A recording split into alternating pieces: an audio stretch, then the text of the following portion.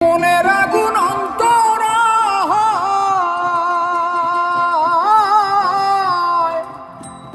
যার ব্যথায় সে নিজেই ব্যথী, অন্যজনের বোঝা দায়।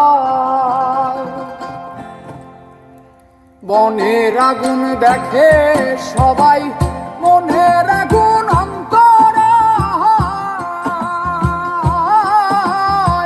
যার ব্যথায় সে নিজেই ব্যথী, অন্যজনের বোঝা দায়।